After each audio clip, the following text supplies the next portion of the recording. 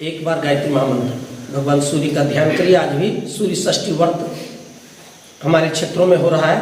इसको कहते हैं अगहनी पर्व, सूर्याही पर्व के नाम से, जो डाला छठ ही सूर्य को लोग अर्घ देते हैं। आइए सूर्य सविता का ध्यान करें एक बार गायत्री महामंत्र। ओम भूर्भुवः स्वाहा तत्सवितुर्वरेण्यं भर्गो देवस्य धीमहि धियो यो नः प्रचोदयात्। परम पूज्य गुरुदेव वंदनीय माता जी की दिव्य उपस्थिति में आज मोटिवेशन क्लास में उपस्थित हमारे भाई रुपेश जी एवं हमारे भाई पंकज एवं तमाम हमारे युवा साथी, आप सभी लोगों का हार्दिक अभिनंदन करते हैं। और साथ ही बात करते हैं परिवर्तन। हम लोग इसलिए यहाँ आते हैं कि परिवर्तन हो, और परिवर्तन गायत्री मंत्र का तत्व दर्शन ही परिवर्तन है। कौन सा परिवर्तन? एक परिवर्तन तो हम सभी लोग जानते हैं कि हम लोग आज फैशन के दौर में अपना फैशनेबल डिजाइन जो चेंज होते रहता है। एक दुकानदार मिला कि भाई अब कपड़ा का बिजनेस बड़ा टफ हो गया, क्योंकि हर 3 महीना 6 महीना में डिजाइन बदल जाता है और कपड़ा का लॉट बढ़ते जाता है। फिर अगर 6 महीना नहीं बिका तो वो डस्टबिन में डालना पड़ता है, उसको लेने वाला नहीं। नया फैशन डिजाइनर जो रोज तैयार कर रहे हैं, मतलब डिजाइन की कोई सीमा नहीं है, बाहरी रूप से सजाना। लेकिन भगवान को बाहरी रूप से सजने से कोई मतलब नहीं है। भगवान क्या प्यारी तो वो सबरी माँ थी, सुर्पनखा नहीं। सुर्पनखा पूरा सज धज कर गई थी। तो हम लोगों को सजना है। एक जो बाहरी फैशनेबल डिजाइन का जो मॉडर्न तैयार कर रहा है, मॉडल गर्ल के रूप में, मॉडल बॉय के रूप में, जो जीन्स हमारा अच्छा होना चाहिए, हमारा दाढ़ी कट अच्छा होना चाहिए, हमारा बाल का सेटिंग अच्छा होना चाहिए, इस तरह का जो बाहरी, वो बाहरी रूप से हम, उसकी कोई सीमा नहीं है। सिकंदर की तरह एक राज्य जीता, फिर दूसरा देश जीता, फिर तीसरा देश जीता, लेकिन अंत में एक साधु के सामने आकर पराजित हो गया। लेकिन हमारी ऋषियों का जो रिसर्च है वो आंतरिक परिवर्तन का है, अंदर का बदलाव है। और अंदर के बदलाव का ही जो सूर्य महाविज्ञान था, गायत्री महाविज्ञान, गायत्री मंत्र यदि हम जब बोलते हैं, गायत्री महाविज्ञान पर चर्चा करते हैं, तो आप लोगों को समझ में आना चाहिए गायत्री महाविज्ञान मतलब सूर्य का विज्ञान। गायत्री का शाब्दिक अर्थ होता है गय मतलब प्राण, और त्रि का मतलब प्राण, जो प्राण का त्राण करे। संयोगी छत्र ज्ञ का शाब्दिक अर्थ होता है प्राण। ग या संयुक्त है तो गायत्री, तो गायत्री को का संधि विच्छेद करते हैं तो गय जोड़ त्रि। गय मतलब प्राण और त्रि मतलब त्राण। प्राण की रक्षा कौन करते हैं? तो भगवान सूर्य करते हैं। गायत्री मंत्र के प्रथम अक्षर में किनका नाम है? सूर्य का नाम है। गायत्री मंत्र के देवता को इसलिए सूर्य कहा जाता है, सविता, जो एनर्जी के अच्छे स्रोत हैं, अच्छे भंडार। वह बैकवर्ड फॉरवर्ड, हरिजन वरिजन, ऊंच नीच, जय भीम, लाल सलाम, जय श्री राम, चाहे जिसका भी अनुयायी है, किसी के पास बिना किसी भेदभाव की अपनी ऊर्जा का वो वितरण करते हैं। और ये ऊर्जा का सिद्धांत भी है। आप देखिएगा कितना महंगा बीज हो, चाहे वो डंकल हो, चाहे परंपरागत जो हमारे मड़ुआ का है, मक्का का है, गेहूं का है, ज्वारा का है, उसको बहुत अच्छा संदूक में रख दीजिए। लेकिन 10 महीना 12 महीना आते आते उसमें घुना बीज लगने लगता है। तो इसलिए नियम है कि 1 साल होते होते बीज को फिर से धरती को देना पड़ता है, और वो धरती में फिर वो क्या रिसाइकलिंग करता है। और सूर्य का धूप उसमें लगने के बाद क्या होता है, वही एक दाना 100 दिन आते आते, सुरेंद्र भाई, 100 दिन आते आते क्या होता है, वो एक दाना 100 दाना में बदल जाता है। क्यों? कोठी में रख सकते थे, विज्ञान के पास ऐसा कोई मशीन था उसको 1000 गुना बढ़ा देता। लेकिन आज भी एक दाना को यदि 1000 बनाना है, दाना बनाना है, तो सूर्य के विज्ञान के शरण में आना ही पड़ेगा। वही प्रकाश संश्लेषण का विज्ञान है, वही सोलर एनर्जी का विज्ञान है। और इसी विज्ञान को हमारे ऋषियों ने सूक्ष्म जगत की ऊर्जा को हस्तगत कैसे किया जाए, क्योंकि ऊर्जा का स्रोत तो सूक्ष्म भंडार व ब्रह्मांड में भरा पड़ा है। अगर ब्रह्मांड में नहीं होता तो जहां केतारी ईख का टुकड़ा लगाते हैं किसान, वहां जो छोटा सा 1 फीट का गुल्ला वहां लगाते हैं, और 7 महीना 8 महीना होते थे वो 6 फीट ऊंचा हो जाता है, जिसमें 10 ग्राम भी रस नहीं था मीठा, उसमें 1 लीटर रस निकल रहा है। और बगल में मिर्च लगा रहे हैं तो तीखा लग रहा है। कोई भी जीव, कोई भी ऐसा वृक्ष वनस्पति का बीज जो उसमें जो गुण है उसमें सूर्य का धूप लगता है तो वह गुण को वो 1000 गुना में परिणत कर देता है। चाहे ज्वारे का बीज हो, कांसा हम लोग कहते हैं देहात में उसको बाजरा कहता है, यूपी की तरफ बाजरा कहता है। अब एक दाना छोटा सा है और 1000 दाना में परिणत हो गया। अब देखिए विज्ञान जो सूक्ष्मीकरण का विज्ञान है जिस पर गुरुदेव ने जोर दिया, गायत्री परिवार ये इस बात को विज्ञान को लेकर आया कि अभी तक स्थूल विज्ञान पर सब लोग चर्चा कर रहे थे, फिजिकल बॉडी, हमारा कपड़ा सही होना चाहिए, हमारा बाल सही होना चाहिए, हमारा गाल सही होना चाहिए, हमारा मेकअप सही होना चाहिए। और जब तक बचो, खोठा में कहते हैं, एक गांव देहात में थे सरपंच साहब कहते थे, जब तक बचो तब तक पहुंचो और मर जाने पर सोचो। यानी जो विज्ञान था कि मरने के बाद हमारा अस्तित्व समाप्त हो गया, लेकिन हमारे ऋषियों ने पहले ही कहा था, आदि शंकराचार्य ने, पुनरपि जन्मम पुनरपि मरणम पुनरपि जननी जठरे सेनम भज गोविंदम। हमारा पुनर्जन्म होता है, फिर मरते हैं और फिर जन्म लेते हैं। कोई विज्ञान है, आखिर हम आए कहां से हैं? तो जब हम आए हैं तो वहां जाना भी पड़ेगा। तो न केतारी के जड़ का, ईख के जड़ का मिट्टी मीठा है, न मिर्च के जड़ का मिट्टी तीता है, लेकिन उसमें लबालब कौन भरा? तो ये सोलर एनर्जी का सूक्ष्मीकरण का विज्ञान है। तो सूक्ष्मीकरण के विज्ञान से जैसे एक दाना अपने आप को 1000 दाना में परिणत करता है दोस्तों, उसी तरीके से गायत्री महामंत्र का जो विज्ञान था इसको कहा जाता था जीवन विद्या। यह सूर्य की उपासना था, हिंदुस्तान के हर घरों में गाया जाता था। इसलिए देखेंगे आप इतिहास के पन्नों को पलटेंगे और मेघनास्थिज और भेनसान जो चीनी यात्री थे, जब चंद्रगुप्त या चाणक्य का जो जमाना था, उस जमाने में जब वो भारतवर्ष की यात्रा किया तो यात्रा करने के बाद उन्हें पूछा पटना की गंगा के किनारे, हम इस देश के प्रधानमंत्री से मिलना चाहते हैं। घड़ा में पानी भर रहा अधेड़ व्यक्ति ने कहा, इस देश का प्रधानमंत्री झोपड़ी में रहता है। जब झोपड़ी में गया तो देखा जो व्यक्ति प्रधानमंत्री का पता बताया था वही व्यक्ति फिर झोपड़ी में पहुंचता है अपने घड़े में पटना के गंगा जल को लेकर के, और वहां बिछाता है आसन और कहता है बैठिए, मैं ही देश का प्रधानमंत्री हूं। अर्थात आचार्य चाणक्य विष्णुगुप्त, जिनका कौटिल्य अर्थशास्त्र आज बताता है मूर्खों लोग कि वास्को डी गामा कालीकट बंदरगाह में आया और हिंदुस्तान का खोजा किया। अरे मारे तो 10,000 का इतिहास यूनिवर्सिटी नालंदा जो पूरा देश को ज्ञान विज्ञान को पढ़ा रहा था, आज पूरा है सो लोग पागल हो रहे हैं।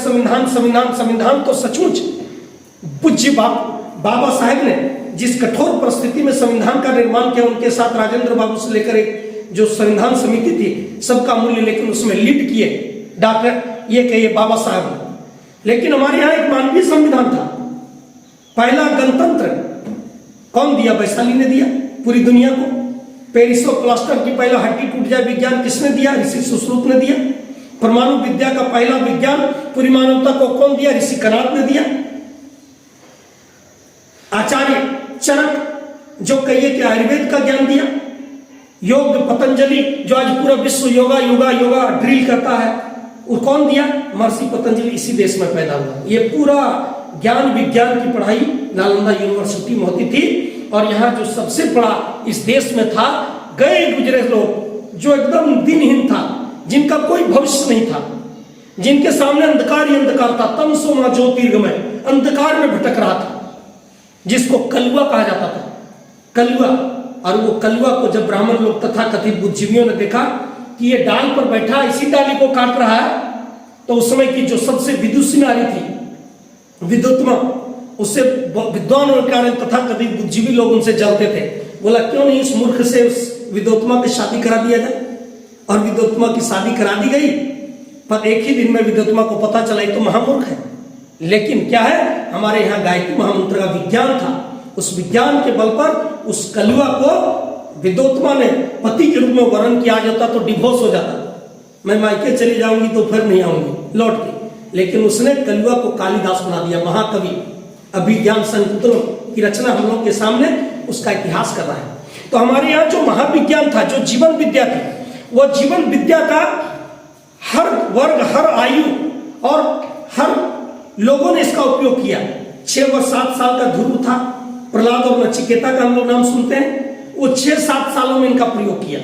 और वह ध्रुव तारा बनकर नचिकेता यमराज से प्रश्न करके इतिहास में अमर हो गया। यही जीवन विद्या गायत्री मंत्र की साधना होने की। जीवन विद्या संजीवनी कहा जाता है कि संजीवनी हनुमान जी लेकर आए लंका, वो पहाड़ से जाकर के, तब लक्ष्मण जी के प्राण बचाए जा सके।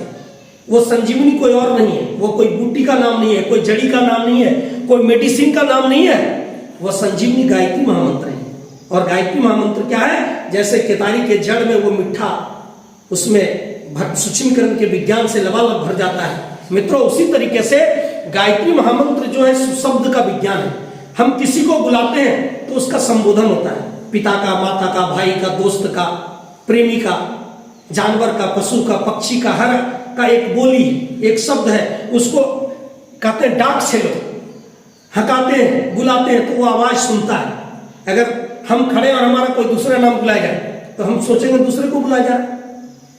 तो मंत्र का विज्ञान है बुलाना, उससे अपना संपर्क स्थापित करना। तो गायत्री महामंत्र क्या है? शब्दों का एक ऐसा विज्ञान है। इसमें 24 अक्षरों का ऐसा गुंफन है। 24 ही अक्षर क्यों लिया गया इसमें? 24 अक्षर इसलिए क्योंकि गायत्री मंत्र के देवता सूर्य 24 घंटे ड्यूटी करते हैं, दिन और रात मिलाकर 24। यह पूरा धरती जो है यह सौरमंडल का सदस्य है, हम लोग सभी जानते हैं। यहाँ जो कुछ है सोलर एनर्जी के कारण हो रहा है, सौरमंडल का सदस्य है। अगर ये सोलर एनर्जी पर यह धरती नहीं टिका होता तो इसी के बगल में बुध और मंगल बराबर कहते हैं कि भाई 1 मिनट पहले मंगल पर सूर्य की रोशनी पहुंची ये बुध पर, तो वहां भट्टी की तरह आग का गोला धधक रहा है, कोई जीवन नहीं। और 1 मिनट बाद पृथ्वी के 1 मिनट बाद मंगल पर पहुंचा तो बर्फ का गोला धधक रहा है, ठंडा कुल। लेकिन पृथ्वी का टाइमिंग कितना अच्छा है सूर्य का विज्ञान आने का। सूर्य की रोशनी आने को एक चिट्ठी से लेकर हाथी तक, अमीर से लेकर गरीब तक, शिशु से लेकर जवान तक, छोटा से बड़ा तक, सब लोग बड़े मस्ती से यहाँ जीवन जी रहा है। लेकिन मित्रों, ये मस्ती का टाइम कब तक मिलेगा? ये हजारीबाग में रहने का मौका आपको कब तक मिलेगा? ये बोकारो, रांची, पटना में कब तक आप रहेंगे? ये टाइमिंग सेट कर दिया है प्रकृति में, टाइमिंग। भाई कुत्ते की आयु 12 वर्ष है तो बैल का आयु भी वो लगभग उस समय माना जाता है। तो सांप की आयु 100 वर्ष मानी जाती है, तो बोला कछुआ की आयु 300 वर्ष माना जाता है। और मनुष्य की आयु औसत 100 वर्ष मानी जाती है। लेकिन आज जब हम सूर्य विज्ञान को भुला दिए तो आज देख लीजिए हर आदमी अच्छे जॉब में है, अच्छा एसी में रहता है, बढ़िया से वो सिस्टम से रूटीन से जी रहा है। लेकिन देखिएगा आज शुगर हो गया है, आज डायबिटीज हो गई है, ब्रांकाइटिस हो गया है, दम्मा हो गया है, हेपेटाइटिस बी हो गया है, पीलिया हो गया है। वह कहिए कि ये वो हाई बीपी, लो BP, high blood pressure, low blood pressure, ना जाने कितने तरह का गठिया का रोग हो गया है, वात की बीमारी हो गई है, धात संबंधी रोग से आज युवा पीढ़ी परेशान है। यह शरीर क्या है? व्याधि का घर बन चुका है। क्यों? क्योंकि हम सभी लोगों ने केवल जिंदगी का मतलब खाना समझ लिया, जिंदगी खाने के लिए मिला है। मौज उड़ा लो रे जमाना, जितनी मौज उड़ाना है, मुट्ठी बांध के आए बंदे, खाली हाथ को जाना है। यह टाइम का बड़ा कीमत है, 24 घंटा। और इसलिए प्रकृति का देखिएगा सारा घटक टाइम के विज्ञान को मानता है। पक्षी देखिएगा 4 बजे चहचहाने लगती है। सूर्य अपने ठीक टाइम से आज तक एक क्षण का भी देर न किया। ना जाने कहां चांद सूरज का, वंदनीय माता जी गीत में गाती है, ना जाने कहां चांद सूरज का है बिजली घर लगा हुआ, पर भी पल भर की भी देर न करता, कहां कनेक्शन जुड़ा हुआ। हमसा कोई तार नहीं और कोई खड़ी दीवार नहीं, और परम पिता के उस हस्ती को करता क्यों स्वीकार नहीं। इसीलिए तो आज देख लो कोई सुखी परिवार नहीं। TV set, cooler set, fridge set, भौतिकी, विज्ञान, ये सारा कुछ देख लिया। और इसलिए रामचरितमानस में गोस्वामी तुलसीदास जी, उनका भी जीवन बड़ा गया गुजरा था। इतना पत्नी के प्रेम में पागल था, जैसे आज लोग लवर के चक्कर में परेशान रहता है। अपना पढ़ाई गड़बड़ हो जाए तो कोई बात नहीं, लेकिन प्रेमी से मिलना है, बात करना है, उसी तरह पागल था तुलसीदास जी। 12 बजे रात पहुंच गए पत्नी के पास। पत्नी लताड़ लगाई रत्नावली, कितना यदि अपने लक्ष्य के प्रति आप समर्पित हो जाते तो जीवन में आपको राम मिल जाता। राम अर्थात उद्देश्य। और वही तुलसीदास, राम बोला क्या बन गए? संत गोस्वामी तुलसीदास। 652 अकबर के जमाने में आए, उस मानस की रचना की।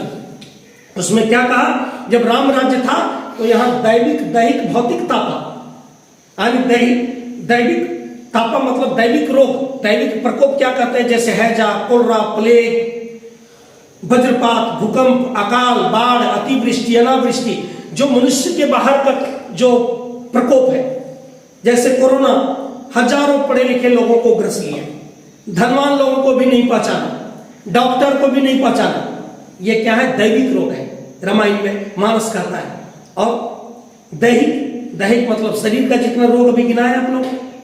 और उसके बाद भौतिक, भौतिक संताप का मतलब जैसे सतयुग जब राम राज्य था तो पिता के रहते पुत्र की मृत्यु नहीं होती थी, बड़ा हो तो छोटा उसके सामने उसको श्मशान जलाने के लिए नहीं जाना पड़ता था। लेकिन आज स्थिति बिगड़ गई है। क्यों? क्योंकि जो हमारा सूर्य का महाविज्ञान था, जो गायत्री महामंत्र की साधना थी, जिस गायत्री महामंत्र की साधना को सावित्री और गायत्री कहा जाता था, जिसको भगवान राम को विश्वामित्र ने दिया था, बला और अतिबला की विद्या। गायत्री मंत्र में 9 शब्द है। भगवान राम जब सबरी के झोपड़ी में पहुंचते हैं तो सबरी को जो ज्ञान देते हैं वो क्या है, नौधा भक्ति। नौधा भक्ति मतलब गायत्री मंत्र के 9 शब्द। ये गायत्री मंत्र की दीक्षा उनको मिलता है। और सभी लोगों ने, ध्रुव ने, प्रहलाद ने, नचिकेता ने, कालिदास ने हाल के जमाने में, राम बोला गोस्वामी तुलसीदास ने, और एक युवक जो भटक रहा था कोलकाता की गलियों में पिता की मृत्यु के बाद कि हमको बहन की शादी करनी है, 4 बहनें हैं, घर को राशन खिलाना है, भाई हमारा पागल होकर भाग गया है, कहीं हमको 10,000 की नौकरी मिल जाती तो हम बड़े मजे से घर बहनों की शादी कर लेते, घर में रोटी भी दोनों शाम का हो जाता इंतजाम। लेकिन कहीं कलकत्ता में उनको नौकरी नहीं मिली। लेकिन उसी 20-22 साल के नौजवान, बीए का क्लास का लड़का कितना उम्र का होता है, और उसको जब गायत्री मंत्र की दीक्षा मिली, जब ठाकुर से मिला, तो वही 20-22 साल का नौजवान नरेंद्र विश्वनाथ दत्त, वकील साहब के बेटा हाई कोर्ट के, वो क्या जाते स्वामी विवेकानंद बन जाते हैं। और एक्सपेरिमेंट करके वो जीवन विद्या के आधार पर ऐसी अमर कृति का निर्माण करते हैं, ऐसा इतिहास बनाता है कि आज भी युवा लोग, अगर इस देश को विवेकानंद नहीं आते, अभी 100 वर्ष पहले विवेकानंद नहीं आए रहते, अगर 200 वर्ष पहले स्वामी दयानंद नहीं आए रहते, इस देश में अगर गोस्वामी तुलसीदास रामचरितमानस की रचना नहीं करते, यहां यदि कहिए कि बाबर के, अकबर के जमाने में महात्मा सूरदास जी को आंखें नहीं थी, और हजारों साल बाद सन 2000 का स्थिति क्या होगा हिंदुस्तान का, उन्होंने जो भविष्यवाणी कर डाला, अगर इस देश में भगत सिंह जैसे शहीद आजम नहीं आते मित्रों, तो आज अध्यात्म का महत्व खत्म हो गया था। लेकिन आज भी अगर अध्यात्म पर लोगों को विश्वास है, तो जैसे अधिक रोशनी के लिए लोग सूर्य की ओर निहारता है, वैसे अध्यात्म के रोल मॉडल के रूप में स्वामी विवेकानंद की ओर देखता है। लेकिन इन सारे विज्ञान को सर्वग्राही बनाने के लिए, सरल और सुपाच्य बनाने के लिए परम पूज्य गुरुदेव ने क्या किया, वो 2000 वर्षों के टूट फूट गुलामी, वो मुगलों का जमाना, अकबर का जमाना, वो अंग्रेजों का जमाना, जो हमारा बिगाड़ हुआ, जो हमारी संस्कृति को तहस नहस किया गया, यहाँ जो हर घरों में गायत्री मंत्र की उपासना होता था, हर घर यहाँ सवेरा शंख बजाता, लोरी गाती शाम हो, सुबह शाम यहाँ जब गायत्री मंत्र का गुंजन होता था, हर लोगों को कंठस्थ था। इस देश में संत ज्ञानेश्वर का भैंसा के बारे में जानते हैं? संत ज्ञानेश्वर जो हाल के जमाने के संत हुए दक्षिण भारत के, उनको बोला क्या, ये भैंस भी वेद मंत्र बोल सकती है? तथाकथित बुद्धिजीवियों ने, तो वो अपने योग माया से, उनके पास साधना का पावर था, उन्हें भैंस के हाथ पर पीठ रख दिया, पीठ पर हाथ रखा तो संत ज्ञानेश्वर की भैंसा गायत्री मंत्र बोलने लगी। हम लोग तो आदमी है। ये गायत्री महामंत्र का चमत्कार है। और जो आज हम इतना बुलंदी के साथ आप लोगों को बोल रहे हैं, इसके पीछे क्या है? वो फिजिक्स केमिस्ट्री का बल नहीं है, ये जीवन विद्या हमारे जीवन में आया मात्र 15 साल की उम्र 1995 में, और एक्सपेरिमेंट किए। ऐसा नहीं कि गायत्री उपासना करने वाले को भौतिक पुत्र छूट जाता है। गायत्री माता जिस हंस पर बैठी उसका 2 पंख है, ये दोनों को ठीक करती है, हमारे स्वास्थ्य को ठीक करती है। गायत्री मंत्र की साधना हमारे मन की शक्ति, मन के पावर को बढ़ाती है। एक बीज को जैसे 1000 गुना मन का ताकत बढ़ता है। गायत्री उपासना से हमारे संकल्प का पावर बढ़ता है। गायत्री उपासना से हमको अच्छी जगह जॉब मिलता है। गायत्री उपासना से हमारे अंदर के जो दुर्गुण है, भर्ग जो आया गायत्री मंत्र, भर्ग शब्द, भर्ग मतलब भूंजना, जो भूंजते हैं खपड़ी में भूंजा, वैसे हमारे अंदर के दुर्गुण गायत्री उपासना से अपने आप। एक विशाल चौधरी भी है बोकारो पीवाईटी गोमिया, ऑनलाइन सेमिनार चलाते हैं हर रविवार को। हम एक लिंक भेजेंगे, कभी उनके साथ स्वाध्याय संडे को जुड़ के देखेंगे। 7 से 8 हर रविवार को चलाते हैं। बोला भैया जब से पटना में लोग पीटीसी किए हैं, रोज 4:30 बजे सुबह से लेकर 5:30 बजे तक 1 घंटा में स्नान करके एवरीडे गायत्री मंत्र जपते हैं। और मुझे पूरा विश्वास है कि अच्छा कंपटीशन मेरा सक्सेस हो। हम लहसुन प्याज भी छोड़ दिए। मनीष जी ने जैसा निर्देश दिया, मांस मछली तो दूर की बात है और पूरा तन मन से कर रहे हैं, और वो देखिएगा वो सब चमत्कार करेगा आने वाले समय। इसलिए मित्रों विश्वास बनाइए। ये आज जो सूर्य षष्ठी व्रत की उपासना हो रही है, सूर्य षष्ठी क्यों कहा जाता है गायत्री उपासना को? क्योंकि जब विदेशी लोग यहाँ मार काट करने लगा, जो फाहियान और मैग्नेस्थित की चर्चा किए थे, जो अपनी डायरी में लिखा, दिल्ली संग्रहालय में जमा है, उन्होंने कहा हिंदुस्तान के कोने कोने में हम घूमे, कहीं भी हमको शराब की दुकानें नहीं मिली, मांस मछली खाने वाले लोग कहीं नहीं मिले। ये मैग्नेस्थित और फाहियान का यात्रा वृत्तांत में लिखा हुआ है हमारे दिल्ली संग्रहालय की लाइब्रेरी में। ये हम नहीं कह रहे, ये हिंदुस्तान था हमारा, ये हिंदुस्तान के लोगों का। लेकिन आज गलत खान पान के कारण, गलत रूटीन के कारण, गलत विचार के कारण विचार अपवित्र हो गया। खान पान के कारण ये शरीर रोगों का घर बन गया, मन को विचारों का ढेर बन गया। हमारी भावनाएं पूरी तरीके से दिल्ली के हवा की तरह प्रदूषित हो गया है। किसी भी बहुवटी पर नजर डालते हमारे मन में वो चीज आने लगता है, वो वाइब्रेशन, हम ऊपर नहीं उठ पा रहे, गुरुत्वाकर्षण शक्ति में बार बार गिरते हैं। अरे गुरुत्वाकर्षण के कक्ष से ऊपर जब ढेला जाता है तो नीचे आने की जरूरत। अध्यात्म एक ऐसा है जो बुराई के गुरुत्वाकर्षण से हमको ऊपर उठा देता है, ऊंचा उठा देता है। यह है गायत्री महामंत्र की साधना। इस युग में 25 करोड़ लोग पूरे विश्व में गायत्री की उपासना कर रहे हैं, और जो अच्छे पद पर हैं, चाहे वो कैलिफोर्निया हो, चाहे अमेरिका हो, चाहे कनाडा हो, चाहे दिल्ली संग्रहालय हो, चाहे दिल्ली एम्स हो, कोई ऐसा प्रतिष्ठित संस्थान नहीं है जहां गायत्री परिवार के लोग कोई ना कोई अच्छा जॉब नहीं कर रहे हैं। ये गायत्री उपासना का चमत्कार है। ये हमारे सारे कुछ ठीक करती है, और गायत्री उपासना अंत में हमको ब्रह्मवर्चस्व प्रदान करती। ब्रह्म बल, एक ऐसा बल जिसके बल के सामने बंदूक का बल फीका हो जाता है, तीर धनुष का बल फीका हो जाता है, बम का बल फीका हो जाता है। इस बल के सामने दुनिया का सारा बल, धन बल, बुद्धि बल, जन बल सब पराजित हो जाता है। उसका नाम क्या है?